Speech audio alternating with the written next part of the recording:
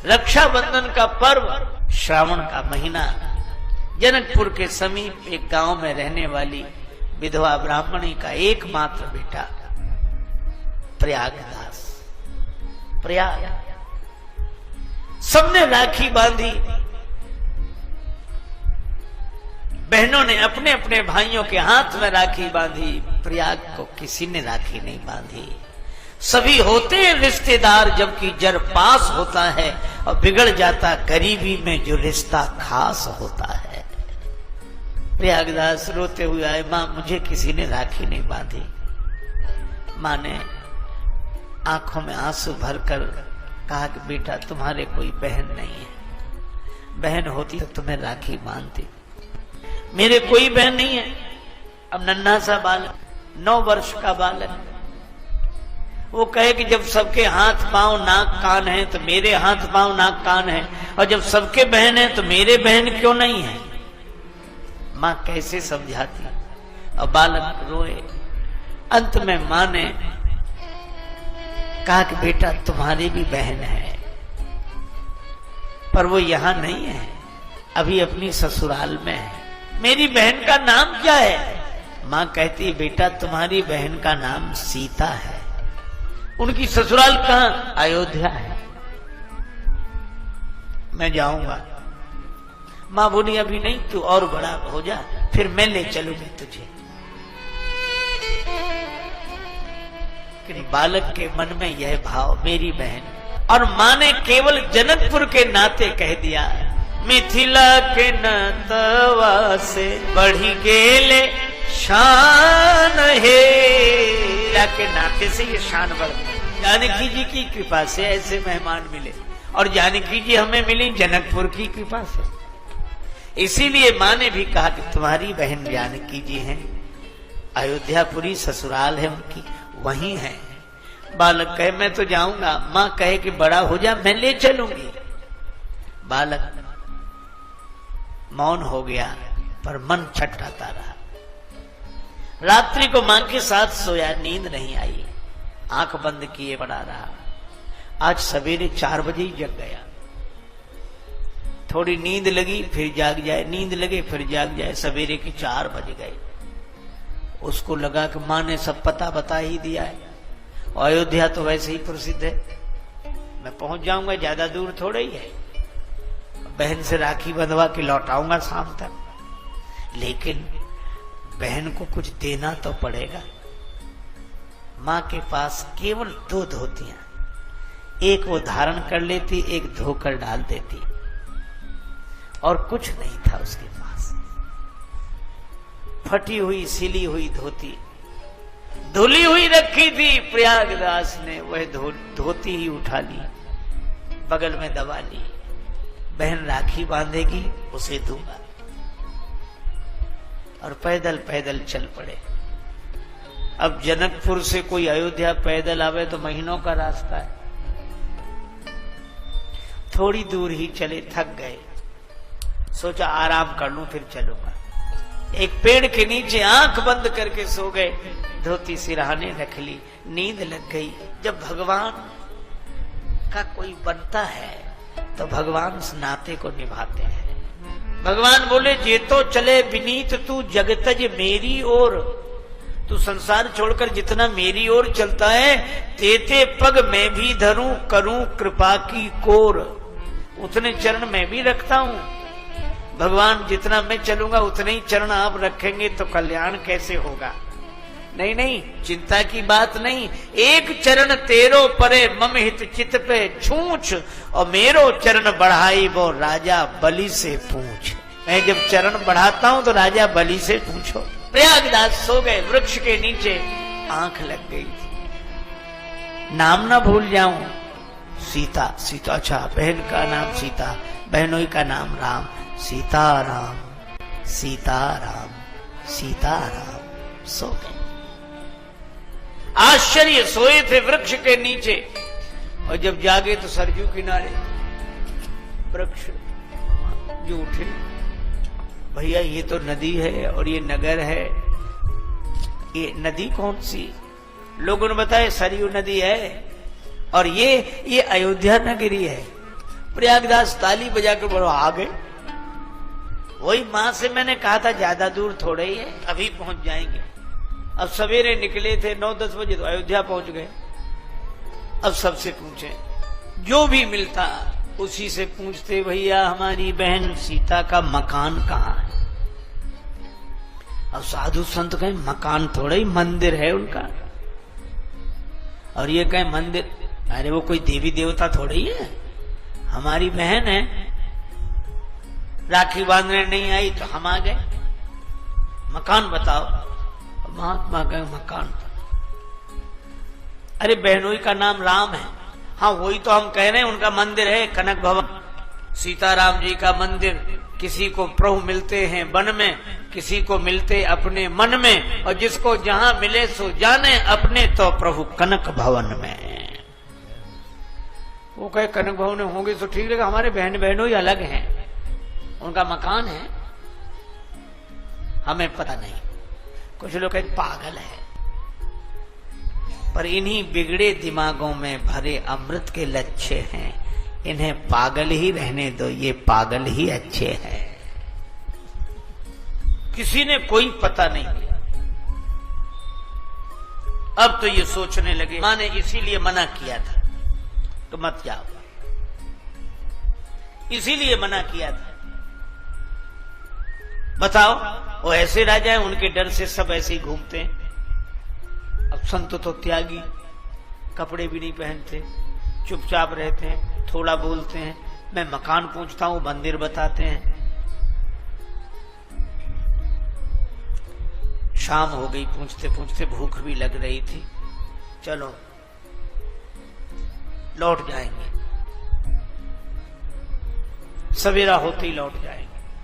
वशिष्ठ कुंड के पास एक नीम वृक्ष के नीचे आंख बंद हुई, सो गए। अर्धरात्रि के समय में अचानक प्रकाश हुआ, आंख चौंधिया गई। आंख खुली तो देखा एक हाथी झूमते हुए आ रहा है, झूमता आवे, और हाथी पर विराजमान भगवान श्री सीताराम जी, श्री सीताराम, और उस हनुमान जी के महावत, उस हाथी के महावत श्री हनुमान जी। सेवक पीछे पीछे आ रहे हैं। इसने जो दृश्य देखा तो चौंका। हाथी को देखकर समझ गया, नाराज हो गए, इसलिए सोचते हैं रात में ही हाथी से को चलवा दो इसे। बड़े आदमी है ना, हम गरीबों से नाता हो भी तो बताने में शर्म लगती है। ये भी खड़ा हो गया, लेकिन ये क्या, हाथी को बिठाया गया, श्वेत रंग का हाथी। हाथी बैठा, सीढ़ी लगाई गई, और सीढ़ी से भगवान श्री सीताराम जी उतरे। प्रयागदास के पास जाकर खड़े हो गए। इतनी सुंदर दिव्य दंपत्ति का दर्शन कि झांकी देखकर आनंद मग्न हो गया। राम जी ने मुस्कुरा कर कहा, भैया प्रयागदास। प्रयागदास चौंके, ये तो हमारा नाम भी जानते हैं। श्री सिया जी की ओर देखकर कहा, ये तुम्हारी बहन है। प्रयागदास ने हाथ जोड़े, लेकिन कहा, ये मुझे लगता नहीं है कि मेरी बहन है। क्या तुम अपनी बहन से पहले भी कभी मिले हो? नहीं, मिल तो पहली बार ही रहे। फिर कैसे कहते हो ये तुम्हारी बहन नहीं है? राम ने कहा, बहन सीता तुम्हारी यह। बाल ने कहा कि समझ में ना आता है। क्यों? जब भाई को बहन मिलती है, विरह व्यथा से चरणों में लोट लोट कर रोती है बहन, जब भाई मिल जाता है। भाई को देखकर बहन छाती से लिपटकर रोने लगती है। अगर ये मेरी बहन होती तो ऐसे खड़ी रहती? सीता माता के आंसू भर आए। भूल गई मैया पर भैया हमें भूले नहीं, भैरव सिया के उर्भाव भर आता है। रोने लगी सीता, आंसुओं से पग धोने लगी, भाई भगनी का भगवान धन्य नाता है। श्री सीता जी ने राखी बांधी प्रयागदास के हाथ में। प्रयागदास का सिर झुक गया। आंसू बरसने लगे। धोती जो धुली हुई फटी सिली हुई साथ लाए थे, सिर झुकाकर वो धोती ही ऊपर कर दी। बहन, यह तुम्हारे लिए, मेरे पास तो यही है। श्री जानकी जी ने कहा कि भैया, मैं जानती हूं मेरी माँ के पास 2 ही धोतियां हैं, एक तुम लाए हो, वो एक धोती पहने रह गई, ये वापिस ले जाओ और माँ से कहना कि उनके आशीर्वाद से मैं बहुत सुख में हूं, वो मेरी चिंता न करें। प्रयागदास को राखी बांधी, जानकी माता ने अपने हाथ से कुछ खिलाया। प्रयागदास भाव से भर गए, निर्निमेष नयनों से निहार रहे थे वह छवि, नेत्र प्रेमाश्रुओं से भरे हुए थे। धीरे धीरे वह दृश्य अदृश्य हो गया। हाथी पर बैठे श्री सीताराम जी, महावत ने हाथी को चलाया। जानकी माता हाथी पर बैठकर भी भरे नयनों से अपने भैया की ओर देख रही थी। प्रयागदास श्री जानकी माता की ओर, दृश्य अदृश्य हो गया। प्रयागदास रात भर रोते रहे। सवेरा हुआ, अब किसी से कुछ कहने की स्थिति नहीं। वशिष्ठ कुंड पर रहने वाले एक वैष्णव महात्मा सवेरे निकले और जब उन्होंने बालक को देखा, समझ गए इसको श्री किशोरी जी की कृपा प्राप्त हो गई, यह भगवत भक्त है। हृदय से लगाया, अपने आश्रम पर ले आए। रोता रहा बालक, स्नान कराया। थोड़ी देर में 2 देवियां आईं, दोनों के हाथ में स्वर्ण थाल थे, भोजन व्यंजनों से भरा थाल। उन दोनों देवियों ने कहा कि हमारे यहाँ श्री सत्यनारायण भगवान की कथा थी, ये प्रसाद आपको भेजा है, हम बाद में थाल ले जाएंगे, आप भोजन करो। दोनों ने प्रसाद पाया, थाल लेने कोई नहीं आया।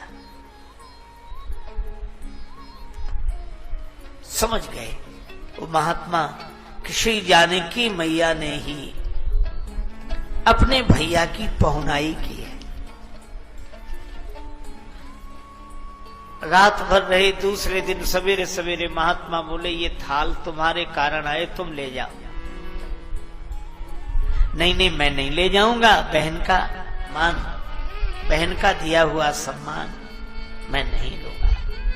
न प्रयागदास ने थाल स्वीकार किए, न महात्मा ने। दोनों ने सलाह करके वो दोनों स्वर्ण थाल वशिष्ठ कुंड में डाल दिए। मां ने जो देखा, बेटे को हृदय से लगा दिया। मेरे लाल, कहां गया था तू? मां, बहन के पास। तुझे बहन मिल गई? हाँ, देख ये राखी बांध। अब मैं धोती देने लगा तो बोली, नहीं नहीं, मेरी माँ के पास 2 ही धोतियां हैं, तू वापस ले जा। ये वापस ले आया। माँ उनका तो बड़ा ठाट बाट है, हाथी से आए थे रात को शायद इसलिए आए थे कि दिन में शर्म लगती होगी कि इतने गरीबों के हम रिश्तेदार, इसलिए रात में आए। और एक बात है मां, क्या संबंध है? पायन में पनही न इते, पायन में पनही न इते, उत्भूषण की तन पे छवि छाजी। पायन में पनही न इते, उत्भूषण की तन पे छवि छाजी। और जाहे विनीत लिखी धरनी, तेही की भगनी गजराज बिराजी। हमारे भाग्य में धरती लिखी है और हमारी बहन हाथी पर बैठी। मान की बात नहीं, मन में चित में एक चोट लगी मुहे मांझी। और बात कहीं बहनी दुई चारी, पे बोले नहीं बहनोई मिजाजी। पर मां ने आकाश की ओर देखकर आंसू बहाते हुए हाथ जोड़े। श्री जानकी जी, आपने संबंध की लाज रखी। अब प्रयागदास का मन घर में नहीं लगता, अब उन्हें लगता बहन के पास पड़े हुए। तब समझ में आई बात। अब क्या करूं? मां अस्वस्थ रहने लगी, सेवा करते रहे। जब मां का शरीरांत हुआ तब अंतिम संस्कार भोज भंडारा करके जन्मभूमि को प्रणाम करके अवध आ गए। अवध में एक वैष्णव संत से दीक्षा लेकर श्री सीताराम जी का भजन करने, नित्य कथा सुनने जाते। सीताराम सीताराम सीताराम सीताराम करते रहते। एक दिन भगवान की कथा में सुन लिया कि राम जी को वनवास हो गया। राम जी वन में चले गए, श्री जानकी जी भी साथ गई और लक्ष्मण जी भी साथ गए। ये कथा में सुना।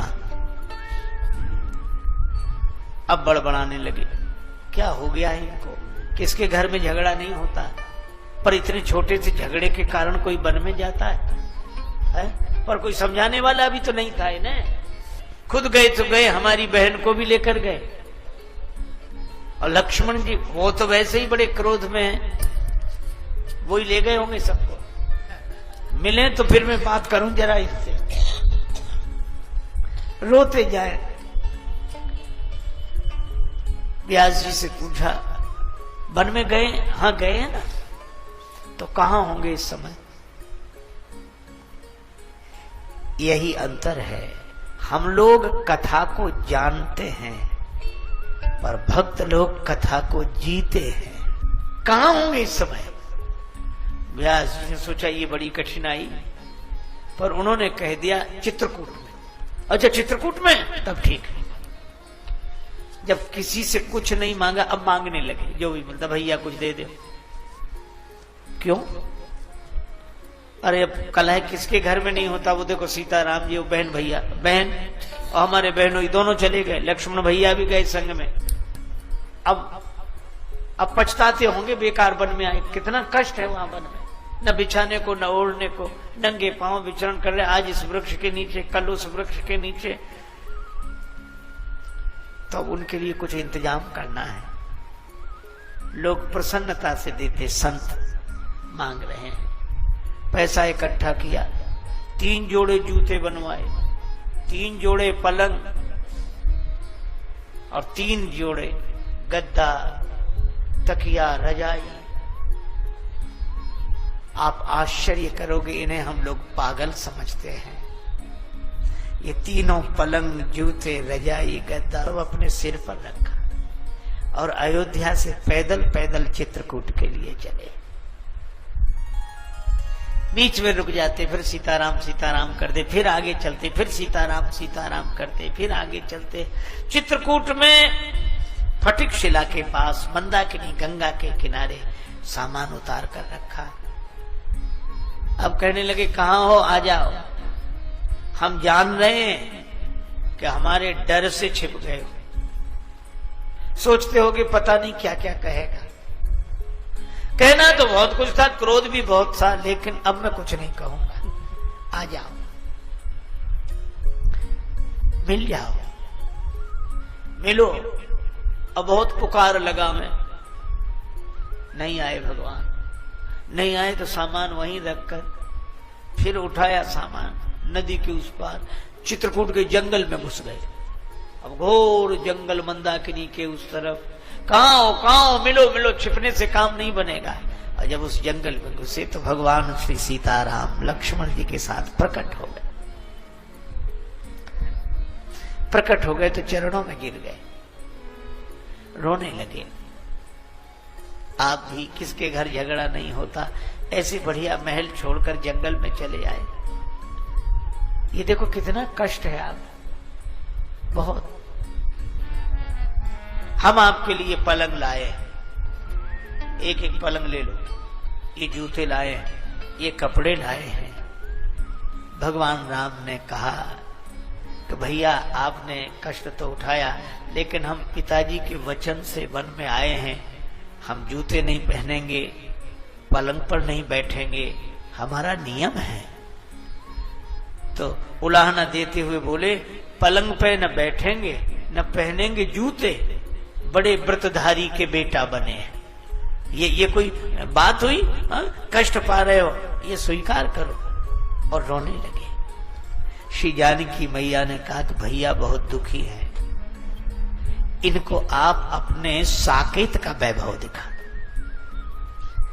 तो वही ऐसा चमत्कार हुआ कि बड़ा दिव्य सिंहासन श्री सीताराम जी विराजमान, यहां से वहां तक सेवक सेवकनी और आरती करने वाले, पूजा करने वाले, चमर डुलाने वाले, स्तुति करने वाले। और जो यह दृश्य देखा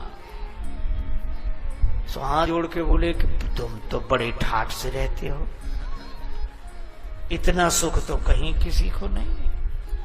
अच्छा एक बात बताओ, इतने सुख से रहते हो तो ये दुनिया वालों को पागल काहे को बना रखा है? और वो पागल है तो एक हम जिंदगी में कभी मांगा नहीं, मांगते फिरे, तुम्हारे लिए सामान ले आए। भगवान फिर उसी रूप में आ गए। प्रयागदास बोले इस सामान का हो क्या? भगवान बोले इस सामान का आप उपयोग करो। भगवान को श्री सीताराम जी को, लक्ष्मण जी को प्रणाम करके लौटे। एक पलंग रख लिया, जूते पहन लिए, पलंग उस पर गद्दा तकिया, पैदल पैदल चले। चित्रकूट से आ गए प्रयाग। प्रयाग में लगा था माघ मेला, मेले में नहीं गए। मेले के बाहर ही नीम का एक वृक्ष था और नीम के वृक्ष के नीचे अपनी चारपाई बिछाई, गद्दा तकिया लगाया, आराम से सो गए। मिट्टी का एक पात्र था, उसमें जल भरा, उसको करवा बोलते हैं, वो रखे। किसी ने कहा कि महाराज मेले में नहीं गए? तो कहने लगे मतवादी हैं वहां इकट्ठे, मतवादी हैं वहां इकट्ठे, हम जाके करें क्या मेलों में? और प्रागदास श्री राम को लेकर पड़े रहेंगे ढेलों में। हम तो सीताराम जी का अलावा किसी को नहीं जानते, कुछ हम जानते नहीं, कुछ आता नहीं, बलराम सीताराम। किसी ने कहा कि ढेलों की बात कर रहे हो, पलंग पर सो रहे हो, ये गद्दा तकिया लगाए और ये जूते, ये महात्माओं के रहने का ढंग है? साधु ऐसे रहते तुम्हारी तरह, गद्दा तकिया लगाकर पलंग पर और जूते पहनकर चलें और ये रजाई ओढ़े, इतना ठाठ बाट? तो प्रयागदास बोले चुप रहो, हम कोई साधु थोड़े ही है। अच्छा फिर क्या हो? तो कहने लगे नीम के नीचे खाट बिछी है, नीम के नीचे खाट बिछी है और खाट के नीचे करवा, मिट्टी का जल भरा पात्र। नीम के नीचे खाट बिछी है, खाट के नीचे करवा, और प्रागदास अलमस्ता सोवे, राम लला को सरवा। हम तो राम जी के साले हैं, ये छोटे मोटे जागीरदार के साले ऐसे ठाठ से रहते हैं ताकि पता लगे कि उनके साले हैं। हम तो महाराजाधिराज त्रिभुवनपति राम जी के साले हैं, तब क्यों नहीं ठाठ से रहे?